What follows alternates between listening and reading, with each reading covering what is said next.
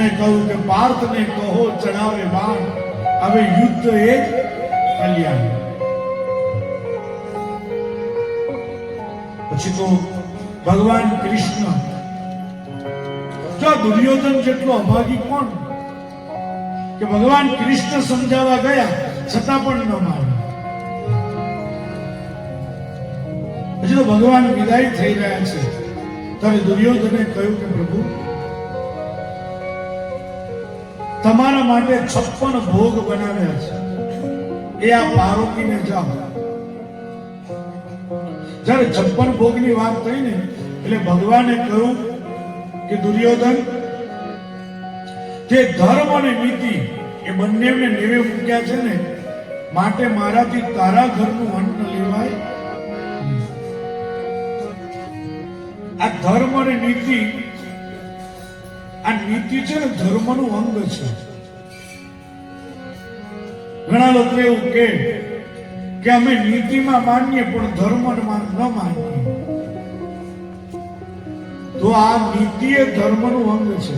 તમારા માથા ઉપરથી તમે એક વાળ તોડો, પછી એમ વાળ હાથમાં લો તો એ વાળને શરીર ન કહેવાય, શરીરનું એક અંગ કહેવાય. એવી રીતના નીતિ એ ધર્મનું અંગ છે. અને આ જે વસ્તુ છે ને એ તમને એક દ્રષ્ટાંતથી સમજાઈ જશે. એક નવોડા સ્ત્રી હતી, લગ્ન થયે પહેલો જ દિવસ હતો અને સાસુમાએ એ નવોડા સ્ત્રીને એમ કહ્યું કે સામે કંદોઈની દુકાન છે ને, એ કંદોઈની દુકાનેથી 1 કિલો ઘી લઈ આવો. હવે નવોડા સ્ત્રીને પહેલા જ દિવસે કામ ન સોંપાય, પણ અમારો મુંબઈનો કવિ સુરેશ દલાલ કે આસુ, સાસુ અને ચોમાસુ આ ત્રણનું કાંઈ ઠેકાણું નહીં હોય. એ કારે વરસે એ કાંઈ કહેવાય નહીં. નવોડા સ્ત્રી એ કંદોઈની દુકાને તપેલી લઈને જાય છે.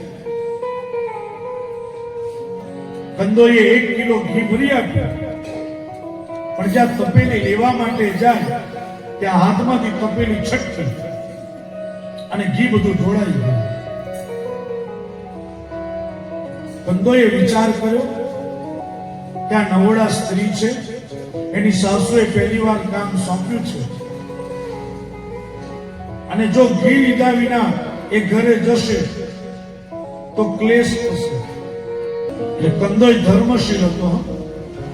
કંદોએ શું કર્યું તો કે બેનને કહ્યું કે બેન, તું આ તપેલી બરાબર સાફ કરી દે, હું તને નવું બીજું ઘી આપું છું.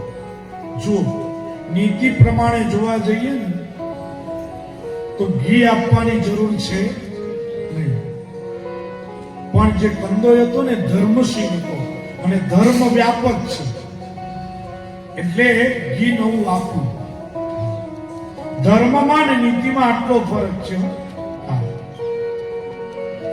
વિનોબા ભાવે બહુ સરસ કહેતા કે ધર્મ એટલે વાર તહેવાર બદલવાના કપડા નથી, ધર્મ એ તો ચામડું છે. તમે કપડા બદલી શકો પણ કઈ ચામડું બદલી શકાય નહીં.